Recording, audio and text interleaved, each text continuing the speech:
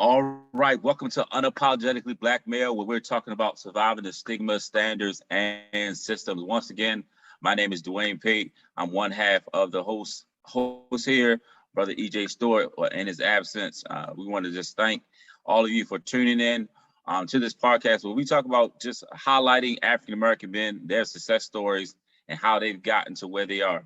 Once again, we always want to highlight J. Pope and Associates. Continue if you are in need of any mental health, individual, couples counseling, personal counseling. Make sure you reach out to J. Pope and Associates. She's our sponsor. She's the one that got us kind of pushes out here to kind of get this thing started with me and EJ. So we're thankful for her. Man, we have a special guest on today. My namesake is spelled a little differently. My namesake is spelled a little differently. So I'm just going to turn it over to Brother Duane Williams Jr. He's going to give us a little background about himself, and then we'll kind of hop into some questions just to kind of, share his story, share his success stories of how he got to where he is now. Man, first of all, thank you for having me. I spell my name D-U-A-N-E. That's the legit way. The DW people, the DW people, that's that. I don't know what that is. That's that modern day stuff. No, but I'm so grateful to be here tonight. I'm so grateful to share. I hail from the same city as my man Duane over here, Baltimore, Maryland. And man, I'm just grateful for this conversation and to get it underway. And hopefully what we share tonight will touch somebody's heart. So, Duane, give us a little bit about your background professionally, what it is that you're doing. I always, tell us what high school you went to. You want to, I always kind of throw that out there because, there's only one the great high school in Baltimore City, the great Paul Laurence Dunbar Senior High School. But no shade to nobody else. Y'all can't be the best, so y'all could be the funny part is they say Poly or Western. I mean, they say Poly and City are the two. I didn't know Dunbar was included in that. I thought y'all was only included in the football round, but I get it. I mean, when you look at the history, there were only two black schools that people went to. So for the foundation, it was either Dunbar or Douglas. I mean, so I'm just saying, why go to the second best when you can go to the first? Right. That the one that accepted us from the beginning, not the ones that kind of we were forced to be accepted. That's just kind of my 2 cents about it. But hey, if they want to brag about the longest tradition and all that between the Poly City game, but it's all fair game. It's all love. At the end of the day, we all getting our education. We all kind of moving to higher learning and just kind of better ourselves and impacting our community. And I think that's at the end of the day, that's the biggest part. And I know that's one of the things that you do a lot, in the community. I know you do work with our young men. So can you tell us a little bit about that? Yeah, absolutely. So first I'll shout out, I went to a school called Northern High School that was eventually turned into 3 schools, which I graduated from one, which was W.E.B. Du Bois, and then went to Samuel Banks and Reginald F. Lewis. So shout out to all of those schools, because although those schools are technically not considered top in Baltimore City, they produce some wonderful people, i.e. myself. So I'm grateful for them. Man, mentorship. First, let me define mentorship. Oftentimes people think that being a mentor is about having flunkies, right? And being a mentor and having mentees is not about being a flunky or them being a flunky to you. It's really about you giving them something that is needed in their life to help them stay away from something, right? Oftentimes, we said it all day long. We grew up in kind of both settings, like the church, AKA the world. And in all of those settings, you find that there are people who can come and relay a message that your parents been telling you the entire time. Mm-hmm. But these people can come and relay a message different. Why? Because it is something that is connective with in that person and you that helps you to see who you are. And so for me, I got into it by just started reading the schools. It was like 2009, 2010, I started going into schools and just reading. And from there, developing relationships with principals and students, where then principals would say, hey, can you come and talk to the boys, or can you come and coach, or can you come and do this, and can you come and do that? And from there, just expounded and grew. And I'm grateful for being able to be a beacon of light in certain places. It doesn't mean that I didn't commit any crimes, or it doesn't mean that I wasn't wrong, or it doesn't mean I didn't mess up. What it meant was that I was just able to recognize it, acknowledge it, i.e. repent for it or ask for forgiveness for it, whichever word you want to use, and then move on from it. And so I got into it just by simply reading, and it just, matriculated into something else. Awesome, awesome. So, like, when you look back and see how, like that, like just reading kind of got you into kind of mentoring and getting into pouring into our young people, like, well, who were those people? Who were those people or individuals, like when you were growing up, that poured into you, and poured in you so that you became the person that you are today? Yeah, my father passed away when I was 15. He was in the household up until I was 12.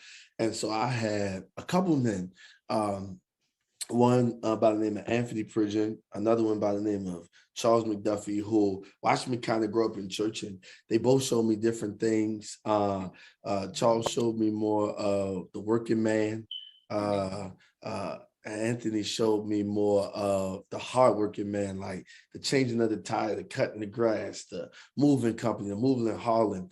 Charles showed me the 9 to 5 professional who got up and went to work. And so I was grateful for them. And then along the years as I grew up and I was able to decipher who would be good for me in my life as I got a little older, I added another man who, passed away in 2016 from cancer, but his name was Derek Sorrell. He came in and showed me another side of manhood. And one thing I loved about all three of those men, quiet as kept, that I'm probably admitting to now because it's like jogging my memory, is I would watch all of them have a prayer life before God too. Like I would watch them go down in their basements and their little man cave and pray and talk to God, and then get up and try to come and implement it. So a part of me seeing their reflection was a help for me. I mean, and hear me, I've definitely made some mistakes along this life journey. I mean, some big, some medium, some small, but their reflection helped me to at least have a place of sanity where when I did make those mess ups or mistakes, I was able to acknowledge it and at least try my best to correct it. Yeah, I think that's one of the, I would say that's the big thing for us as men, to kind of have those people in place that can kind of hold us accountable, like even when we mess up, and even when they tell us, because most of the time they tell us what to do, and we still go ahead and do what we want to do. But we can always come back to them, and I think that's the pivotal part of what you talk about, the mentorship, the whole accountability piece, and just kind of having somebody there that's able to pour into you. And it's not, that it's not anything bad, but it's like, all right, I'm here for you no matter what. It's that unconditional love that they want to support and just kind of be there for you. So that's definitely pivotal. So those are some individuals in your life that's kind of help shape who you are. Now, where do you do, like, what are you doing like professionally now that continues to kind of pour out into others and pour out into the community? Yeah, the funny thing is, man, people sometimes before entrepreneurship really got so heavy in this 21st century, people, they would work their 9 to 5 like it was their last. Now people are probably working their 9 to 5 and their passion work on the same level. And so I've been blessed to be one of those people that my 9 to 5 is on a day-to-day helping young adults between the ages of 18 to 24, land and acquire careers and employment. But then outside of that, still having a virtual male mentorship program, right, for young men, but not only addressing the young adults, also now stepping into the space of helping adults. And what I mean by that is creating master classes and virtual seminars to help grow people in personal development, right? I think that one of the things that we as believers, all right, only as believers do well is we do the church part well, but we miss the personal development piece. I mean, after we finish running around, laying out, whatever we do in our different branches of Zion, I think we've got to get up now and practice forgiveness, practice awareness of our triggers and what might bother us, so we can always have an exit plan for when that may come up, so that we don't be a reflection of something negative. And so I think what I do now is I'm able to do passion work all the way around, even 9 to 5. It's passion work because young adults want a place to work, especially those young adults who say, look, I'm tired, I want to change my life. I get a chance to help facilitate that in their life. And so for me, that's the best kind of place that you could be in, where your 9 to 5, you know, at work is passion, but then your passion work 9 to 5 after hours is passion. And so I just get a chance to help people pretty much 24 hours a day besides the time that I'm sleeping. And that's a wonderful place to be in. Absolutely. It's all about one of the things that I've, as I've continued to grow and just kind of look more towards personal development and like personal leadership is, I did a lot of work. This pandemic, of course, forced a lot of us to, a lot of time, we had a lot of time to sit with ourselves. And one of the biggest things for me, it was kind of like that whole emotional intelligence piece. Just kind of being emotionally aware, just kind of knowing how to express myself and learning how to get past the barrier of, I don't have to do all this by myself. And that's one of the biggest things that we struggle with as, I would say, African-American men, understanding that we don't have to bear the brunt of everything. Even though we carry it, we don't have to. And just kind of learning how to share that weight and being comfortable enough to open up and share the experiences, the hardship. And that's one of the things that, I'm still learning to do in the process. And, I think that's just very pivotal for us in this day and age to continue to have that emotional awareness of where we are and understand that our feelings are valid too. Yeah, no, I agree, man. I agree. This is one of the reasons why I kind of created the podcast, the Locker Room Talk that I host on IG. We just came out of season 2, is because it is a podcast directly to hear from a male's voice about life, love, and legacy. And I love it because those men don't come on there to try to be perfect. We're in we just got out of season 2, but season 1 and season 2 were brutally honest men, brutally honest about, some were married, some were not, some had failed. They were brutally honest. And I loved it because oftentimes there's been the stigma of men must be, shut up, be quiet, only speak at the point of contact when when spoken to. But no, I believe that if we're going to say that men are leaders, they got to lead with the voice as well.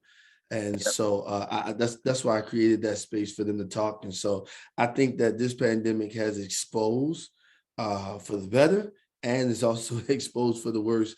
But those that are even exposed for the worse, it also exposed for the better, because it was something that they needed to grow. Absolutely. And as we continue to grow, it's something that we got to continue to have that conversation. And I'm glad that you're doing that. That was kind of one of the goals of this podcast, just so that we can hear the stories. Because oftentimes, we'll see the success stories, we'll see the people who get to a certain level and like, oh, well, how they get there? And they never share the trials, the tribulations, the failed attempts, everything that it takes to get there. We see the glitz and glamour, but we don't really see the process. And I think sometimes we need to hit I think most times we need to hit a process, because that will help put things in perspective for us, so that we can see that, all right, we might not be where they are, but we're in progress to get there. And it's just about knowing that we're not in this boat alone. Yeah, I agree. Absolutely. So what are some other things that you're doing? As like, I know you say you're doing a podcast, you do the mentoring with the young adults. Are there any other avenues or things that you're branching off? I know you talked about a master class. Absolutely. So one of my babies that I did not mention is the Pay It Forward movement. And that is a nonprofit that helps out underprivileged families as well as undervalued professionals, such as social workers, teachers, nurses, so forth and so police officers, so forth and so forth. These people give their all to society, but sometimes their salary is not reflective of the all that they give. And so we just want to be a place of a blessing for both underprivileged families and undervalued professionals. And so I think we're doing a good job in that. We are coming up on the Christmas season. So I'm grateful. By the time most people watch this, probably Christmas will be over. But we're coming up on the Christmas season, and we just raised a good amount of money to bless 5 families. But throughout the year, the entire year, we've been blessing different pockets of people just because. And so that is one of my big babies. So you got the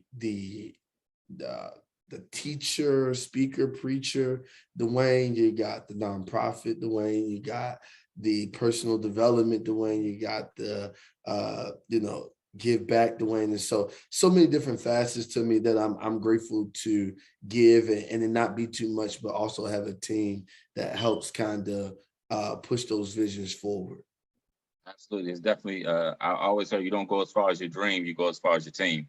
Yeah. That's one of the things that I've heard in the global coaching group that I'm a part of.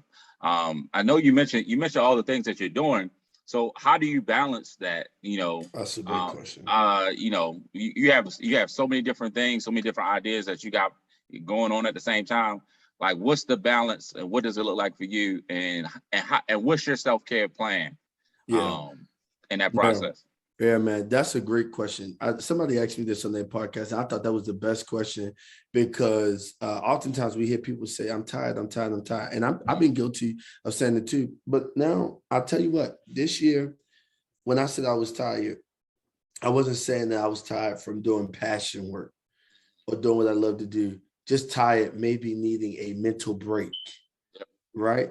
And so one of the things that I've been very diligent in is when I don't have something to do, like when I'm done with you tonight, the rest of my night is going to be dedicated to Duane, like not dedicated to a podcast. No, just Duane. I'm going to sit, lay on my bed. I'm going to eat. I'm going to read. I'm just scroll, or I'm going to just do nothing and just let the TV watch me. And I think I'm intentional. The moments that I don't have something to do, I do not go and create something else. Right? When there's nothing on the schedule, like, I got a day, I think this week or next week, where there is nothing on the schedule for me to do besides my 9 to 5, right?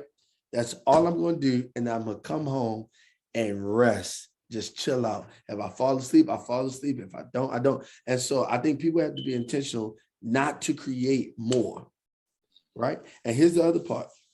Most people see people like us and be like, man, they extroverts. And I don't deny it.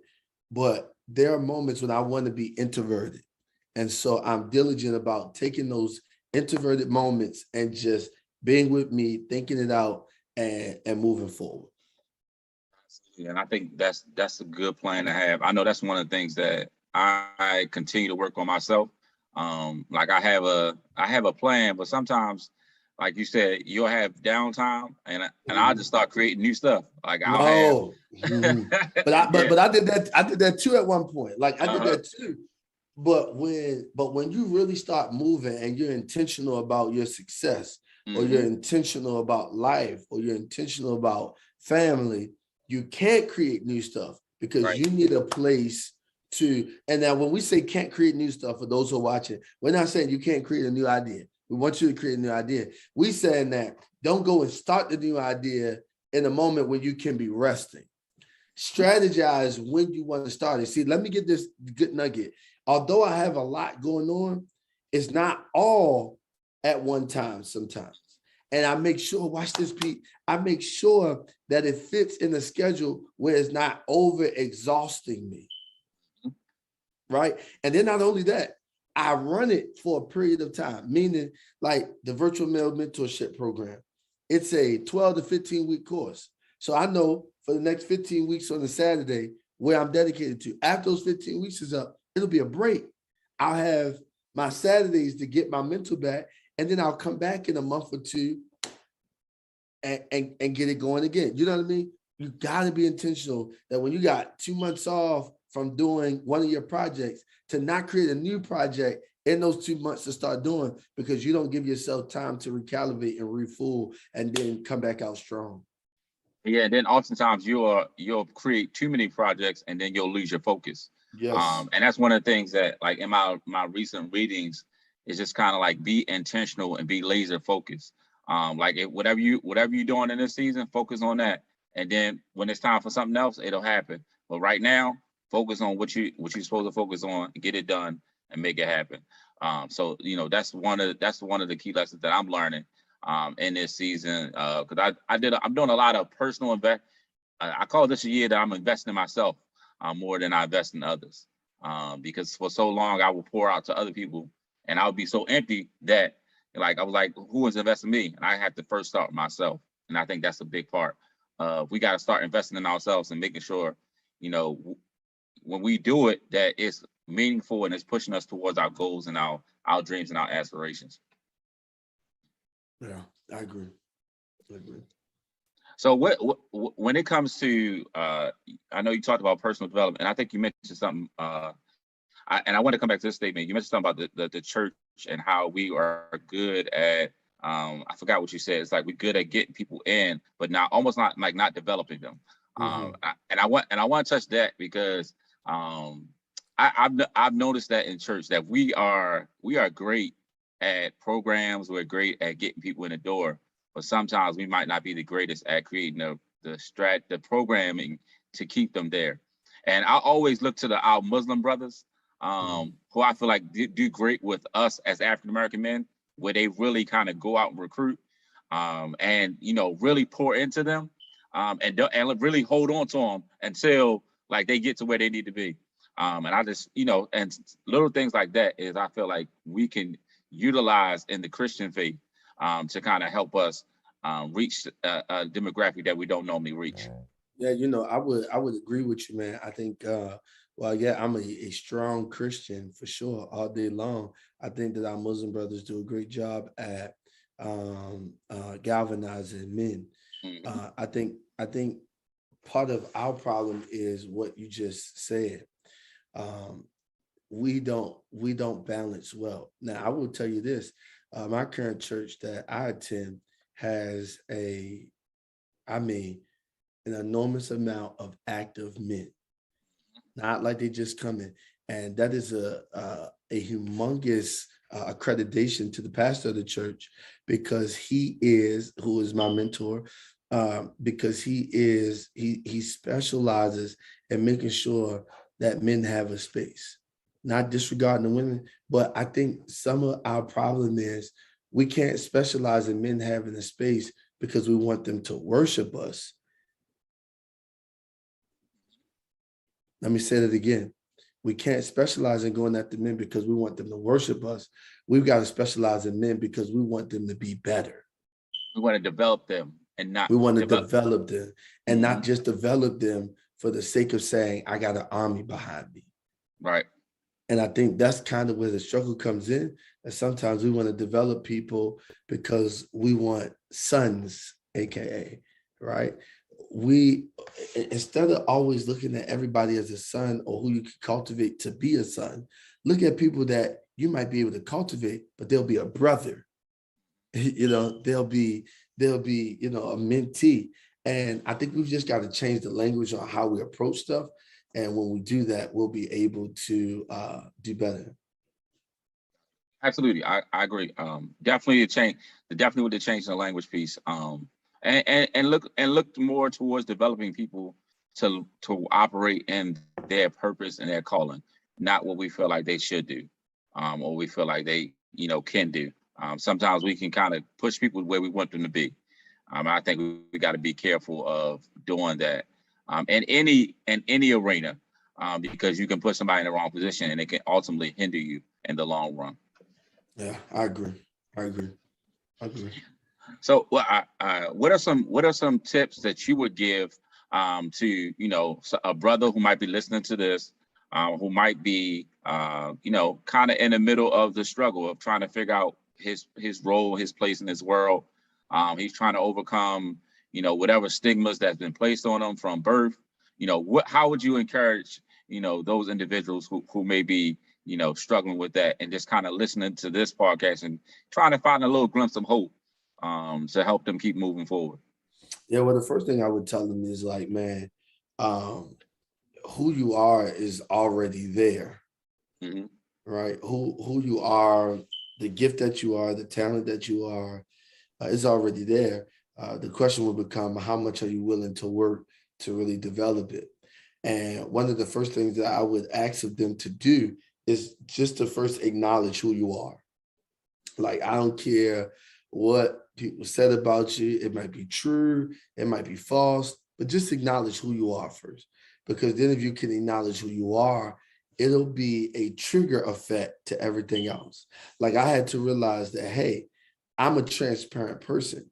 So in being transparent, that also means that I'm vulnerable, which means that I have the ability to have a heart or to have love beyond myself. But in that same heart and love that I have, if someone mismanage it wrong, then I go off like a red flag. So I've had to learn to acknowledge who I am for a reason. So that way, if somebody comes to mismanage it, that I won't go to 200. I'll stay at 50 because I'll understand they just don't know who I am. And so their actions don't dictate, my response. So I would first say, acknowledge who you are. Acknowledge who you are. Number two, I would also say, unpack the roots, whether that be that you can do it yourself, maybe, I don't know, I'll give you some credit, or with the therapist. Unpack the roots. Unpack the root for why you feel the way you feel, why you think the way that you think, right? Number three, I would say, forgive yourself. I know you made some mistakes that you aren't proud of, whether it be financial, romantic, or anything like that. I know it. I have, right? But forgive yourself. Forgive yourself. Okay?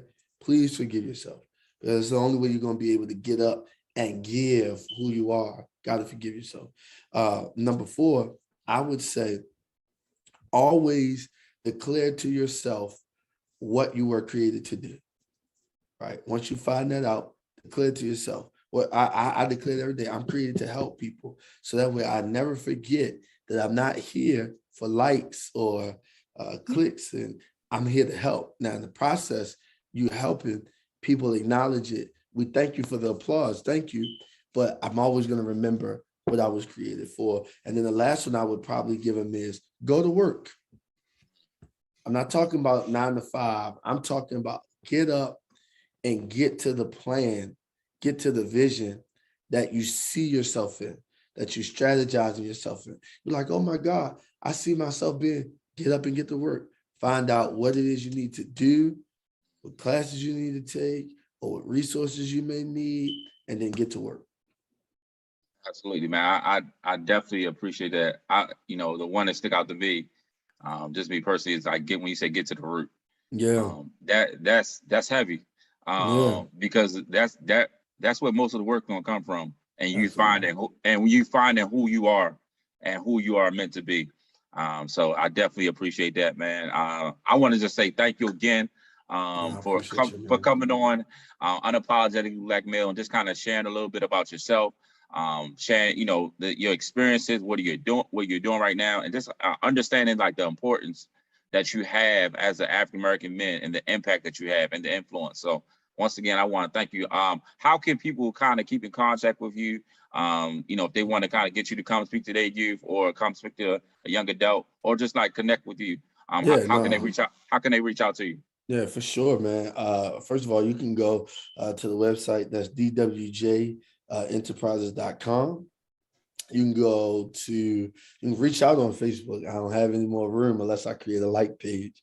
Or you can go to IG, where a lot of people reach out on IG at D Williams underscore JR. That's the letter D Williams with an S, all one word, underscore JR. And that's the ways you can connect and communicate. And I'll be here, man. Thank you, though, for having me. I really appreciate it, Duane, man. This was a great conversation.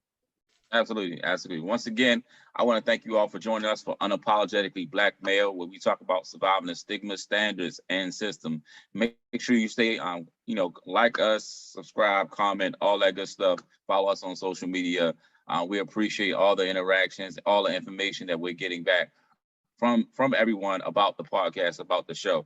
So make sure you continue to share this message, and stay tuned for next week's episode. Look forward to seeing you then. Have a great day.